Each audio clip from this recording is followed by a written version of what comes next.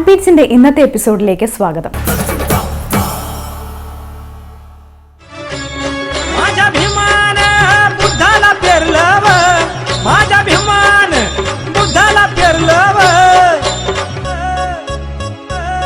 आम्ही देवार बाजूला सारलव, आम्ही देवार बाजूला सारलव, आम्ही देवार बाजूला सारलव. 2002 ഗോധ്ര കലാപത്തിന് ശേഷം ഹിന്ദുത്വ ഫാസിസത്തിനെതിരെ രൂപം കൊണ്ട ദളിത് വിദ്യാർത്ഥികളുടെയും കലാകാരന്മാരുടെയും കൂട്ടായ്മയാണ് കബീർ കലാമഞ്ച്. 33 कोटी देवांचा जथा एकाचा भी लागना पत्ता. 33 कोटी देवांचा जथा. കുറച്ചു വർഷങ്ങളായി ജാതീയതയ്ക്കെതിരെയും സമൂഹത്തിലെ അനീതികൾക്കെതിരെയും പാട്ടിലൂടെയും നാടകത്തിലൂടെയും പോരടിച്ചുകൊണ്ടിരിക്കുകയാണ് ഈ ഗായക സംഘം. തങ്ങളുടെ കവിതകളുമായി നാടെങ്ങും സഞ്ചരിക്കുന്ന ഈ സംഘം കഴിഞ്ഞ ആഴ്ച കേരളത്തിലുമെത്തി. भगत सिंह तू जिंदा है हर एक लहू के कतरे में, है भगत सिंह तू जिंदा है हर एक लहू के कतरे में, हर एक लहू के कतरे में, इनकलाब के नारे में, इनकलाब के नारे में, इनकलाब के नारे में, हर एक लहू के कतरे में, इनकलाब के नारे में, इनकलाब के नारे में. കല എങ്ങനെ ജനങ്ങൾക്ക് വേണ്ടിയുള്ളതാകുന്നു എന്ന് തെളിയിക്കുന്നവയാണ് കബീർ കലാമഞ്ചിന്റെ പ്രവർത്തനങ്ങൾ. കർഷക ആത്മഹത്യകളും ദളിത് കൊലപാതകങ്ങളും ദളിത് സ്ത്രീപീഡനങ്ങളും സാമൂഹിക അസമത്വങ്ങളും ജാതീയതയും എല്ലാം ഇവരുടെ ഗാനങ്ങൾക്ക് വിഷയങ്ങളാകുന്നു.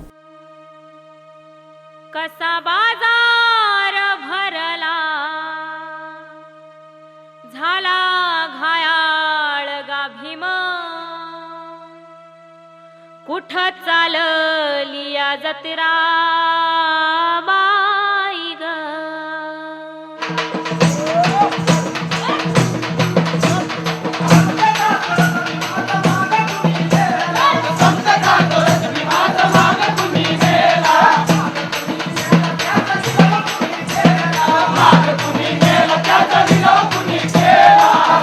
पण सत्तेसाठी आज फाड कोण कोण खातो. ഈ ഗാനങ്ങളിലൂടെ ഒരു ജനതയുടെ തന്നെ ശബ്ദമായി മാറുകയാണ് ഈ ഗായക സംഘം. അതുകൊണ്ട് തന്നെയാണ് അധികാരികൾ അവരെ അടിച്ചമർത്താൻ ശ്രമിച്ചത്. മാവോയിസ്റ്റ് ബന്ധം വരെ ആരോപിച്ച് UAPA വരെ ചുമത്തി. പലരെയും ജയിലിലടച്ചു. हंबरुनी वासराले चाटते जवा गाय, तवा मले तिच्यामध्ये दिसते माझी माय, दिसते माझी माय. हंबरुनी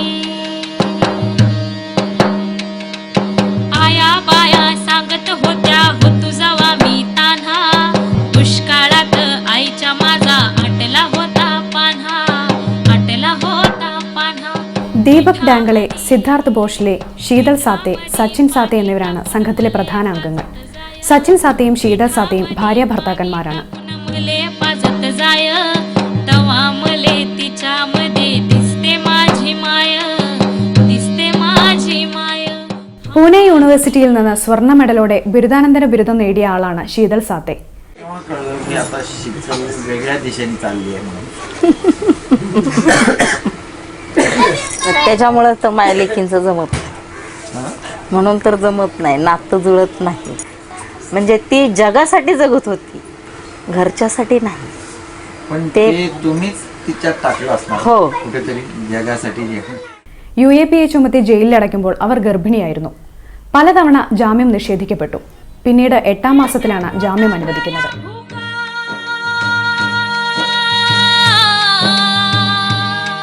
पेटे पोटात या भूक नाही भेट रे भाकर, तिचे इवले से बाळ हिंडते दारोदार. माझी माय, माझी माय. बाप रोज दारू पिते, माय उपाशी झोपते, माय मोळ्याती बांधते, माय काड्याती फोडते. माझी माय. പോലീസിന്റെ വേട്ടയാടലുകൾ കൊണ്ട് കഴിഞ്ഞ 2 വർഷമായി പൊതുവേദികളിൽ എത്തിയിരുന്നില്ല കബീർ കലാമഞ്ച് പ്രവർത്തകർ. കഴിഞ്ഞ ആഴ്ച കൊച്ചിയിലും കോഴിക്കോട്ടും ഇവർ പരിപാടികൾ നടത്തി. गुलामी बेड़िया चीख के कहती है चाहिए चोर. गुलामी बेड़िया, चीख के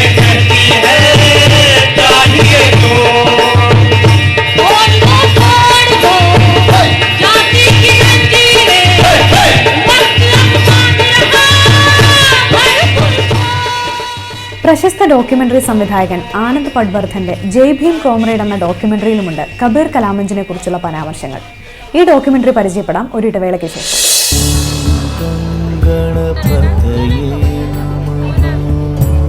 कृष्णा मी यांना का मारू? अर्जुना थांब, मी तुला दिव्य दृष्टी देतो.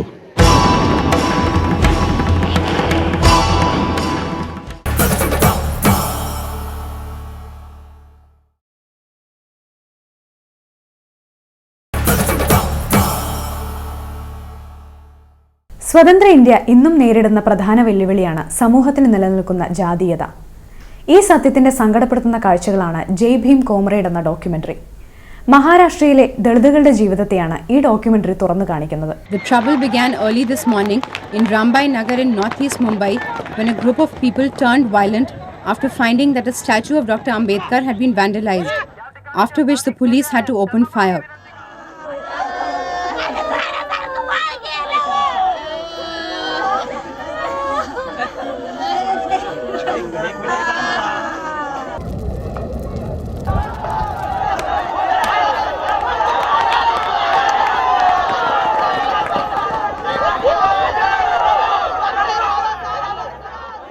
ആയിരത്തി 1997 മഹാരാഷ്ട്രയിലെ രമാബായ് നഗർ ചേരിയിൽ നടന്ന ദളിത് കൂട്ടക്കുരുതിയിലാണ് ഡോക്യുമെന്ററി തുടങ്ങുന്നത്. ഈ ചേരിയിൽ സ്ഥാപിച്ച അംബേദ്കർ പ്രതിമയിൽ സാമൂഹ്യ വിരുദ്ധർ ചെരുപ്പുമാല അണിയിക്കുന്നു. ഇതിൽ പ്രതിഷേധിക്കാനെത്തിയ ദളിതർക്ക് നേരെ പോലീസ് നിറയൊഴിക്കുന്നു. 10 പേർ മരിക്കുന്നു.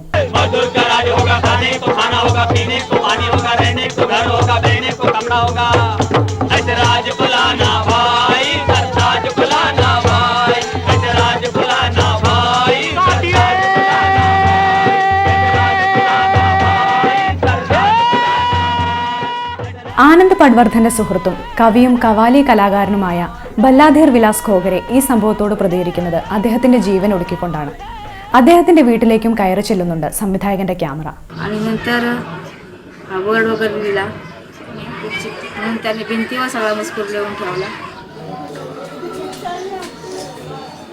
माझ्या नवऱ्याने भयंकर मोठी श्रद्धांजली वाहिली. लोक शब्दाची श्रद्धांजली व्हायला घाबरतात. माझ्या नवऱ्याने द्यायची श्रद्धांजली द्यायला घाबरला नाही. ചേരികളിലെ ദയനീയ ജീവിതങ്ങൾക്കൊപ്പം കവാലി ലാവണി കലകൾ, ജാതിവാദികളുടെ നിലപാടുകൾ തുടങ്ങി മഹാരാഷ്ട്രയുടെ അറിയപ്പെടാത്ത സാമൂഹിക സാഹചര്യവും ഡോക്യുമെന്ററി കാണിച്ചു തരുന്നു.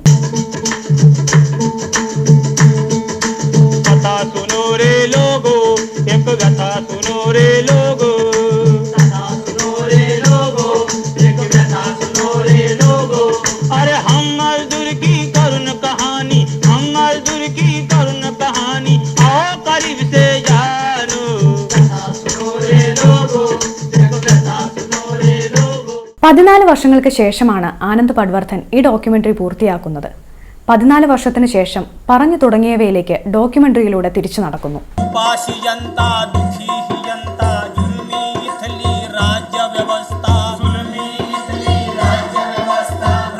മഹാരാഷ്ട്രയിലെ ദളിത് പ്രസ്ഥാനങ്ങളുടെ ആന്തരിക ശൈഥില്യത്തെയും അതേസമയം ജനങ്ങളുടെ സമര തീക്ഷ്ണതയും അടുത്തുനിന്ന് നിരീക്ഷിക്കുന്നുണ്ട് ജയ് ഭീം കോമ്രേഡ്.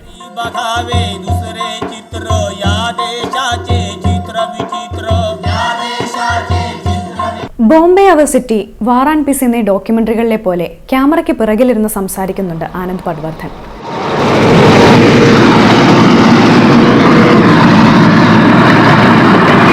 तो टेपोटर में तो अपना आवाज भर लेता है, फिर वो गरीब गुरु का कुछ करता है कि नहीं करता?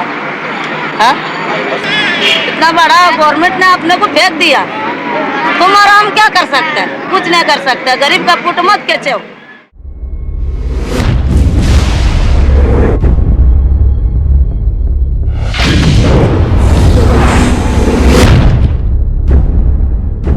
I warmly congratulate the scientists and engineers who have carried out these successful tests.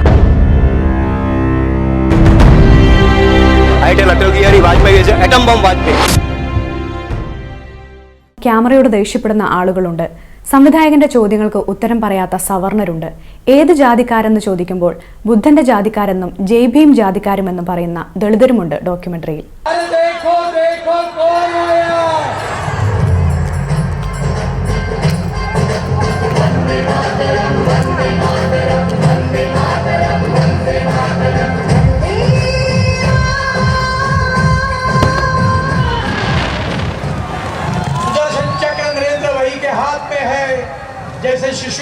के 100 अपराध होने के बाद श्री कृष्ण ने सुदर्शन चक्र छोड़ा था। हम कांग्रेस वालों को परास्त करेंगे। आता तुझं काय खरं नाही, आता तुला मी भस्मच करून टाकणार। भस्माची पिशवी वरच राहिली। अरे मग ते आपलं सुदर्शन चक्र तरी खिशात घालून आणलं का? आणला? त्याला धार लावली का? मग तयार? रेडी स्टेडी गो। आता तुझं काय खरं नाही, आता तुझी मानच कापणार। आम्ही या समस्त पृथ्वीचा आणि मानव जातीचा निर्माता आहे। 2010 കബീർ കലാമഞ്ചിന്റെ പ്രവർത്തകർ മാവോയിസ്റ്റുകളായി മുദ്രകുത്തപ്പെട്ട് ഒളിവിൽ പോയ കാര്യം പരാമർശിച്ചുകൊണ്ടാണ് ഡോക്യുമെന്ററി അവസാനിക്കുന്നത്.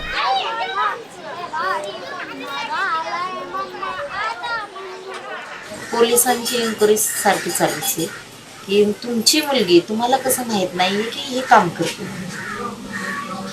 आणि त्याच्यात जे कबीर कलामंचे सगळेच मुलं आहेत त्यांच्या बाबतीत पण चौकशी होते. विद्रोही नक्षलवादी म्हणून आरोप, पण नक्षलवाद्यासारखं काम कोणतं झाले हेच कळून येत नाही. ते सांगतायत का काय त्यांनी काय केलं? नाही ते पूर्ण पोलिसांनीच असं महत्त्व सांगायचं की ते गुन्हेगार नाहीत आणि आतापर्यंत त्यांच्याकडून गुन्हा झालेला नाही, पण आता जे होईल ते गुन्हा होईल.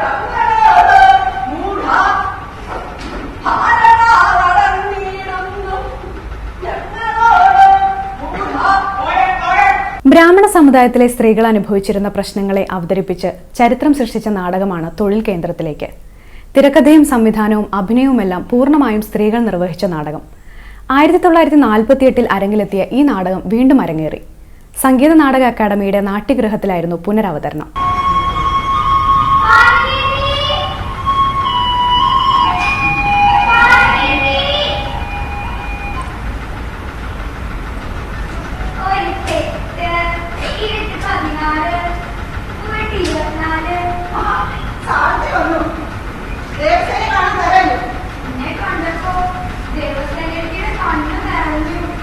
ഒരു തൊഴിൽ കേന്ദ്രത്തിന്റെ പിറവിയിലേക്ക് നയിച്ച ചരിത്ര സംഭവമാണ് നാടകത്തിന് ആധാരം. കാവുങ്കര ഭാർഗവി എന്ന 13കാരിയെ ദുഷ്ടനായ ഒരു നമ്പൂതിരി വിവാഹം ചെയ്യുന്നു. ഇവിടെ നിന്ന് അന്തർജന സമാജം പ്രവർത്തകർ ഇവരെ രക്ഷപ്പെടുത്തുകയും പാലക്കാട് ലക്കിടിയിൽ ഇവരെ താമസിപ്പിക്കാൻ ഒരു തൊഴിൽ കേന്ദ്രം ആരംഭിക്കുകയും ചെയ്യുന്നു. ഈ തൊഴിൽ കേന്ദ്രത്തിനെതിരെ യാഥാസ്ഥിതികർ നടത്തിയ കള്ളപ്രചരണങ്ങളാണ് നാടകത്തിലെ ഒരു പ്രമേയം.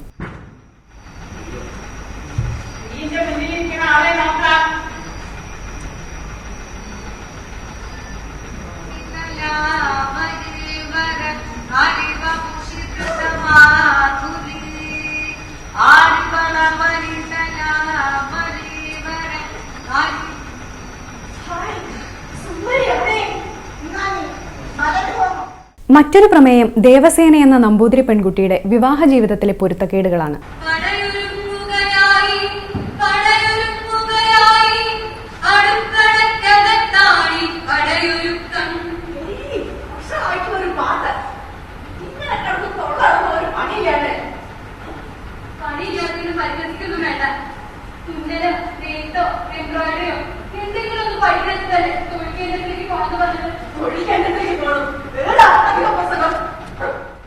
ആയിരത്തി 1948 അവതരിപ്പിക്കപ്പെട്ട നാടകത്തെ സിനിമയാക്കിയ സംവിധായകൻ MG ശശിയാണ് പുതിയ നാടകത്തിന്റെ രചന നിർവഹിച്ചിരിക്കുന്നത്.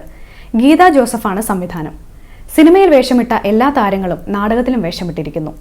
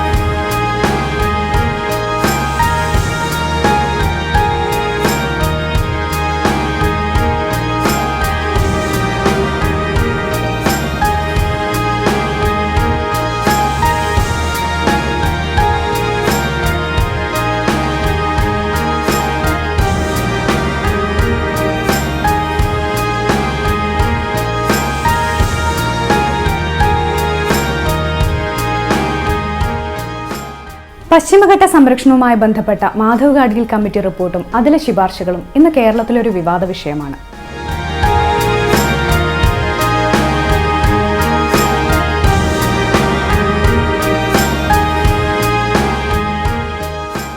വസ്തുതകൾ തിരിച്ചറിഞ്ഞ് ജനങ്ങളെ ബോധവൽക്കരിക്കേണ്ട സർക്കാരും രാഷ്ട്രീയ പാർട്ടികളും അടക്കം ഈ റിപ്പോർട്ടിനെ ഒന്നടങ്കം എതിർക്കുന്നു.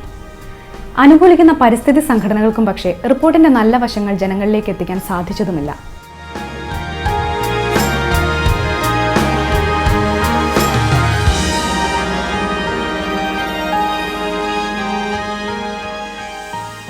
ഫലത്തിൽ ചർച്ചകളും വിവാദങ്ങളും ജനങ്ങളിൽ ഉണ്ടാക്കുന്നത് കുറെ ആശങ്കകൾ മാത്രമാണ്.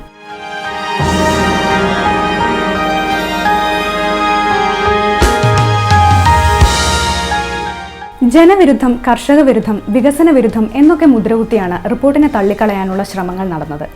ഇത്തരം ആസൂത്രിതമായ ശ്രമങ്ങൾക്ക് പിന്നിലെ വസ്തുതകൾ പരിശോധിക്കുകയാണ് ഗാഡ്ഗിൽ കമ്മിറ്റി റിപ്പോർട്ടും കേരള വികസനവും എന്ന പുസ്തകം.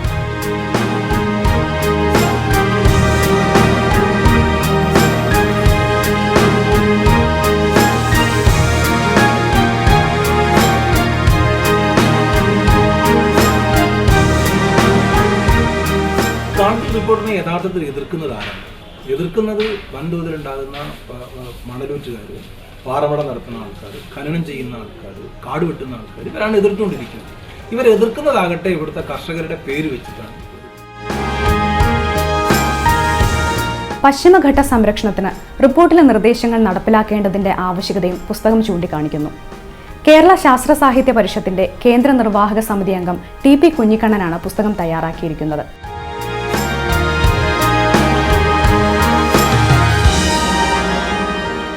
അതിൽ ഒരു സെന്റൻസ് പോലും ഇപ്പോൾ ഉള്ള ഏതെങ്കിലും ഒരാളെ കുടിയൊഴിപ്പിക്കണമെന്ന റിപ്പോർട്ടിൽ പറയുന്നേയില്ല. ഒരു സ്ഥലത്തും അങ്ങനെ പറയുന്നില്ല. കൃഷിക്ക് ഒരിക്കലും വിരുദ്ധമല്ല റിപ്പോർട്ട്. 2 ഇതിൽ കൂടുതൽ മൃഗങ്ങളെ പരിപാലിക്കുകയാണ് വേണ്ടത് എന്നാണ് പറയുന്നത്. 2-ൽ കൂടുതൽ പറ്റില്ല എന്നാണ് പ്രചരിപ്പിച്ചുകൊണ്ടിരിക്കുന്നത്.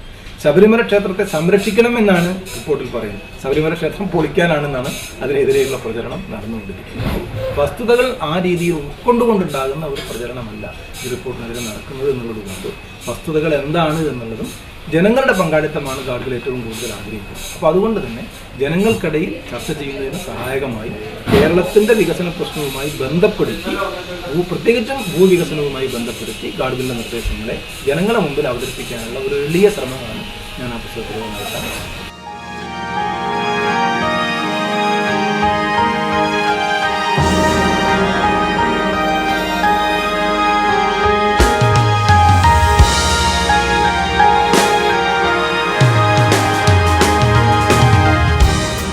അഞ്ച് ഭാഗങ്ങളായിട്ടാണ് പുസ്തകത്തെ ക്രമീകരിച്ചിരിക്കുന്നത്. ഗാഡ്ഗിൽ കമ്മിറ്റി റിപ്പോർട്ടിന്റെ പശ്ചാത്തലം, ഇതിനെതിരെയുണ്ടായ എതിർപ്പുകളുടെ സാമ്പത്തികവും രാഷ്ട്രീയവുമായ കാരണങ്ങൾ, കേരളത്തിന്റെ വികസന പ്രതിസന്ധികൾ എന്നിവയൊക്കെ പുസ്തകത്തിൽ ചർച്ചയാകുന്നു.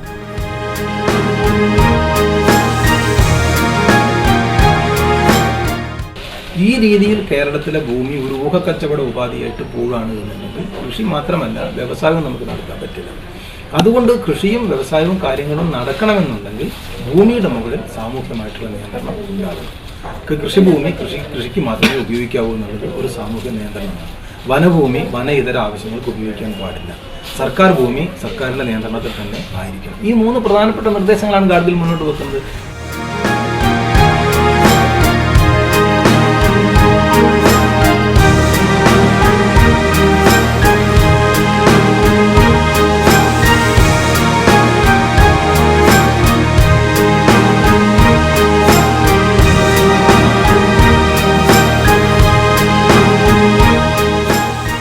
കേന്ദ്ര സർക്കാർ നടപ്പിലാക്കാൻ ശ്രമിക്കുന്ന കസ്തൂരിരംഗൻ റിപ്പോർട്ടിന്റെ വിമർശനവും പുസ്തകത്തിന്റെ പ്രധാന വിഷയമാണ്. യഥാർത്ഥത്തിൽ മാധവ് ഗാഡ്ഗിൽ റിപ്പോർട്ടാണ് നടപ്പാക്കേണ്ടത്. പശ്ചിമഘട്ടത്തിന്റെ സംരക്ഷണത്തെ സംബന്ധിച്ചിടത്തോളം കസ്തൂരിരംഗൻ റിപ്പോർട്ട് എന്ന് പറയുന്നത് പ്രസക്തമല്ല. കാരണം പശ്ചിമഘട്ടത്തിന്റെ 37% മാത്രമേ ഒരു നാച്ചുറൽ ഫോറസ്റ്റ് ആയിട്ട് അല്ലെങ്കിൽ നാച്ചുറൽ സെക്ടറായിട്ട് കസ്തൂരിരംഗൻ കണക്കാക്കുന്നു. 67% ഇന്നത്തെ മാർക്കറ്റിൽ എന്താണോ നടക്കുന്നത് ആ മാർക്കറ്റിന്റെ രീതിയിൽ നടന്നോട്ടെ എന്നുള്ളതാണ് കസ്തൂരിരംഗൻ മുന്നോട്ട് വെച്ചിട്ടുള്ളത്. ഗാഡ്ഗിൽ അതല്ല. ഗാഡ്ഗിൽ 100% പശ്ചിമഘട്ടവും സംരക്ഷിക്കപ്പെടേണ്ടതാണ് എന്നുള്ള നിലപാടിലാണ്. ഒപ്പം വായനക്കാർക്ക് മനസ്സിലാകാൻ പാകത്തിൽ നിയമസഭാ ചർച്ചകളും പ്രമേയവും റിപ്പോർട്ടിനെതിരെ വന്ന ഇടയലേഖനവും പുസ്തകത്തിൽ ഉൾപ്പെടുത്തിയിരിക്കുന്നു. മാതൃഭൂമി ബുക്സാണ് പ്രസാധകർ.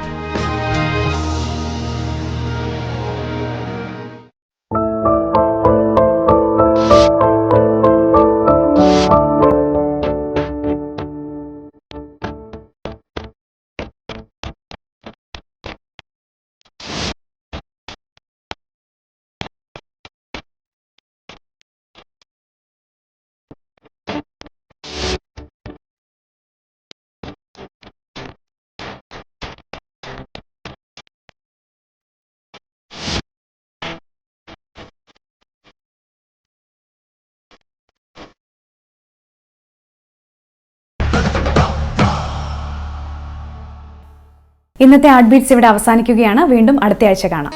हंबरुनी वासराले चाटते जवा गाय तवा मले तिच्या मध्ये